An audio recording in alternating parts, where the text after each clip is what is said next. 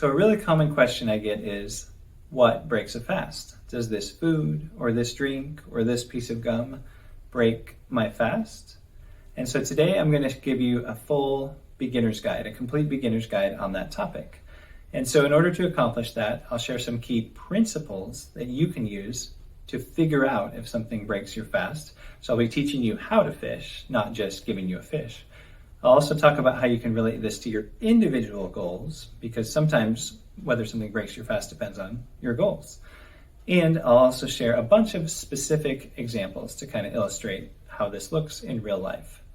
My name is Ben. I'm a PA, which is similar to a doctor, and I have a blog and a podcast and this YouTube channel about the health benefits of fasting and how to get started as a beginner. So one thing you want to think about when it comes to what breaks a fast is your individual goals.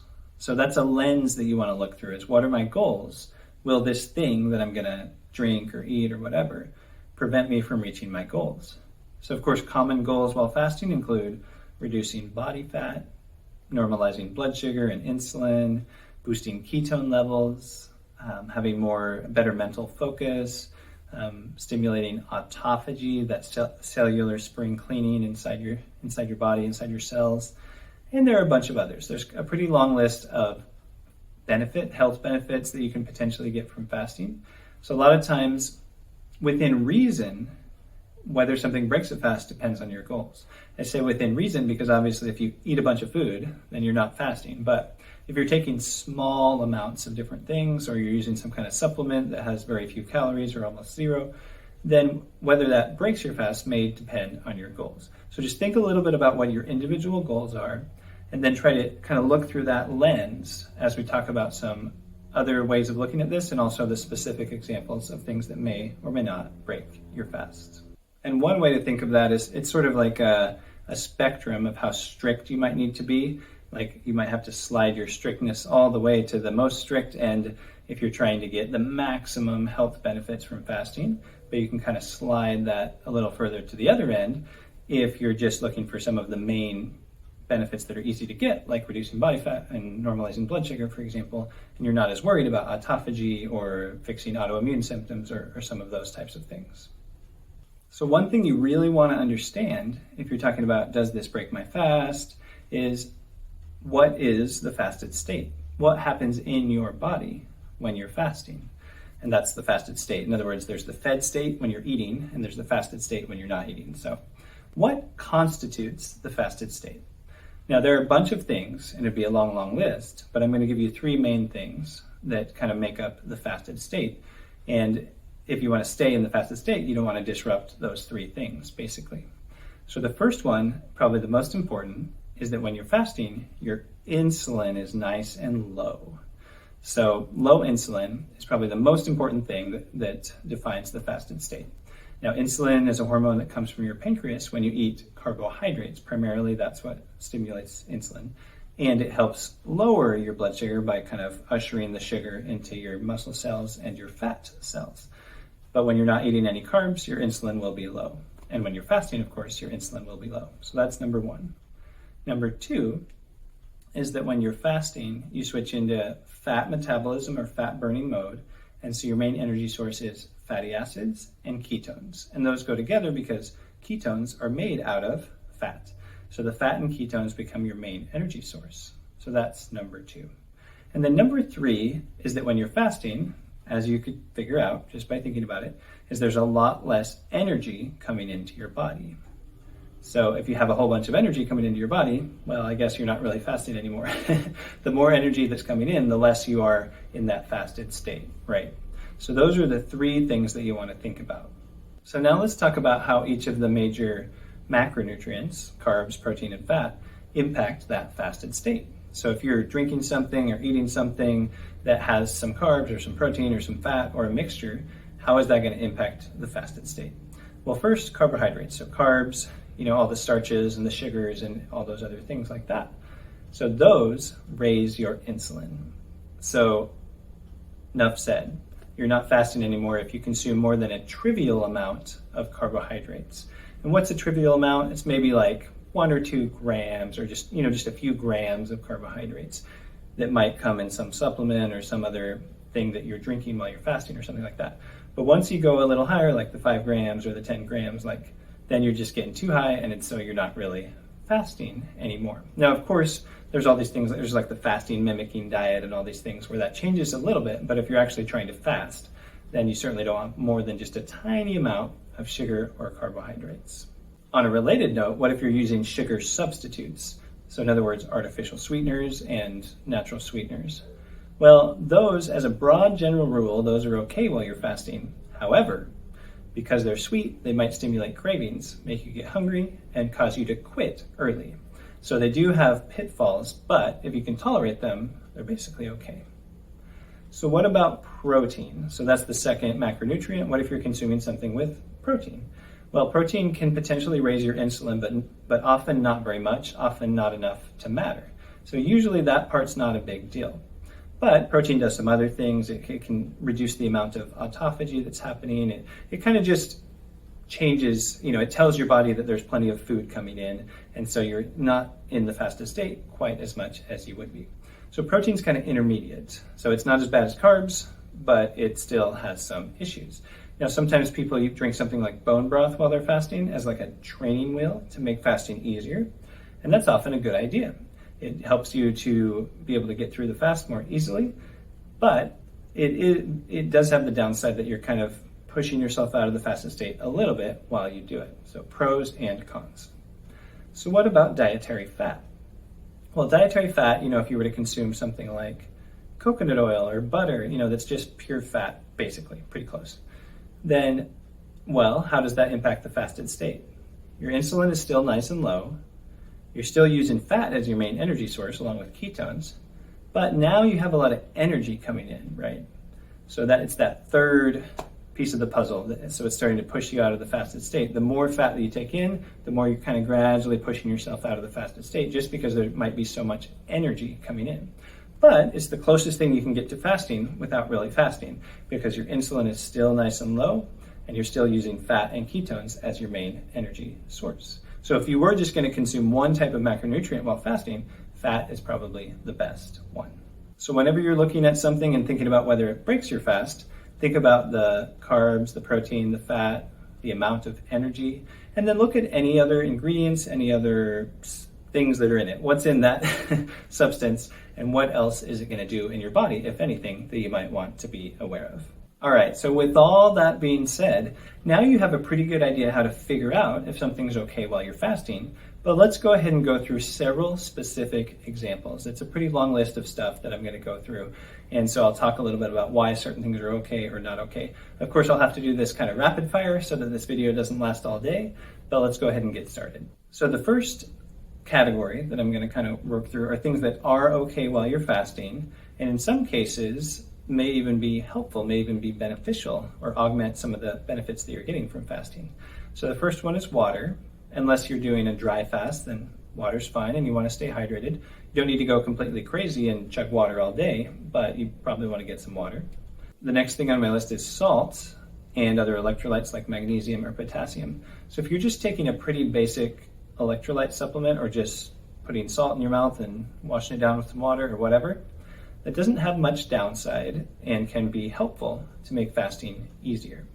So I've talked a lot about that in one of my podcast episodes. It's number 20 about salt and electrolytes. So I'll put a link down below in case you want to go into more detail about how much to use and different other factors. And keep in mind, depending on your medical situation, you might need to limit the amount of potassium or the amount of other electrolytes that you're using at any given time, including when you're fasting. So some other things that are okay and possibly helpful while fasting are tea, various types of tea. So green tea being the most common and maybe the most beneficial. So it has that thing called a catechin or EGCG. It has certain molecules that can kind of boost your metabolism and maybe just kind of boost your energy levels and things. And obviously the caffeine too, which can kind of have some benefits like mobilizing energy in certain ways. And then similarly, black coffee, has the caffeine and whatnot. So when we say black coffee, we mean no sweeteners and no fat or anything added to it. So just the basic tea and coffee is good. And once you have any sweeteners, or if you get the type of tea that has like bits of fruit in it or something like that, then that's a different story. That's different, right? Because then it might have some sugar, might have some carbs, might have some fat, and might have some sweeteners that could potentially throw you off. So all of those things change the dynamic a little bit, and I'll talk about that a little bit more when I get to the next couple of categories. So a few more things in this category include apple cider vinegar, which is potentially beneficial. Like it can kind of help control blood sugar, maybe control your appetite. So some people use like a couple tablespoons a day, mix it with some water, drink it. It's acidic, so you gotta dilute it, but could be good. And lemon water is another one, which is generally fine. Most people don't have any problem with it.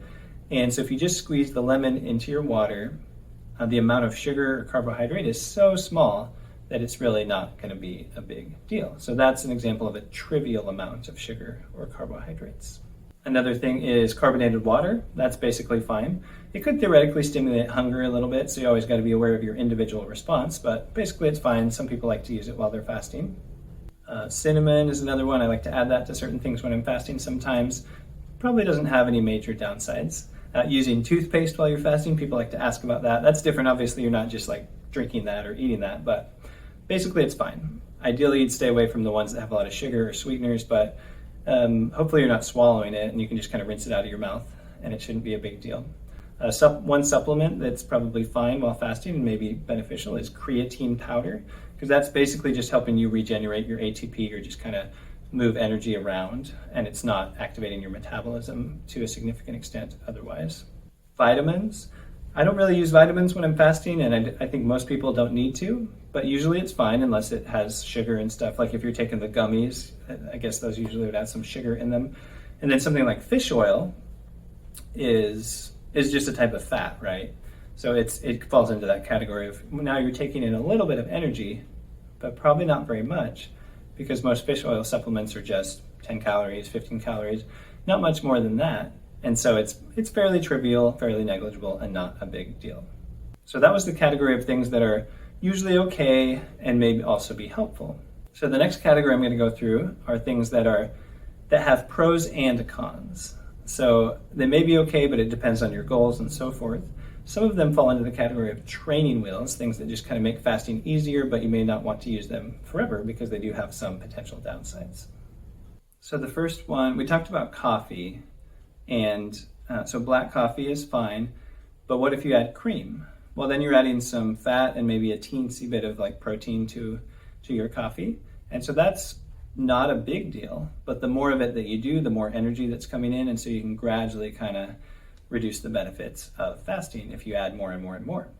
Similarly, bulletproof coffee or keto coffee, where you add larger amounts of maybe butter or coconut oil or MCT oil to your coffee, it's basically the same as the cream, with the caveat that the coconut oil and the MCT oil are more ketogenic. When you consume those, you kind of produce more ketones. So that actually, more so than other types of fat. And so that's kind of a specific benefit that you can get from consuming those things. Or if you just take plain coconut oil or plain MCT oil, same kind of thing. So you're boosting your energy, boosting your ketones, but you're also taking in a lot more energy. And so the more energy you take in, the less like true fasting it is, but it's still a pretty good mimic. It's still a pretty good imitation of fasting if you're consuming quite a bit of fat and nothing else. So as you can kind of tell, that has some pros and some cons. Another similar thing on a related note is exogenous ketones or ketone supplements. So those are definitely okay to use in general while you're fasting, and they're going to boost your ketone levels. That's the whole point, right? Now, you wouldn't want to have one that has a bunch of sweetener. The main one that I've tried has quite a bit of sweetener, so that's not ideal because it can maybe make you crave other things and kind of make fasting a little bit more difficult from that standpoint. So it helps, but it also hurts at the same time if it has a bunch of sweetener. And then, of course, ketone supplements are another form of energy that you're taking into your body. So if you do a whole bunch, then you're kind of getting all that external energy coming in, and you won't need to tap into your own fat stores as much.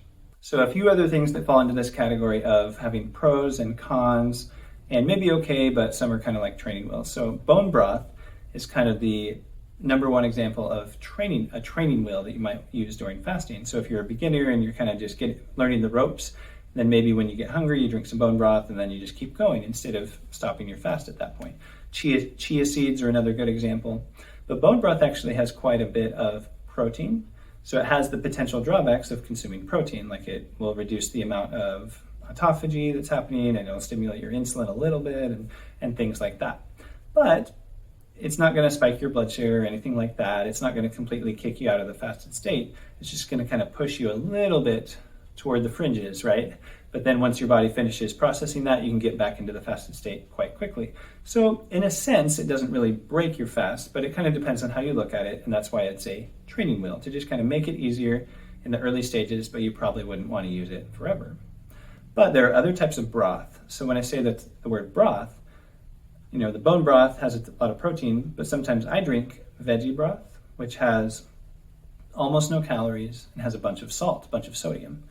And so that has the benefit of boosting my sodium while giving me almost no energy coming in.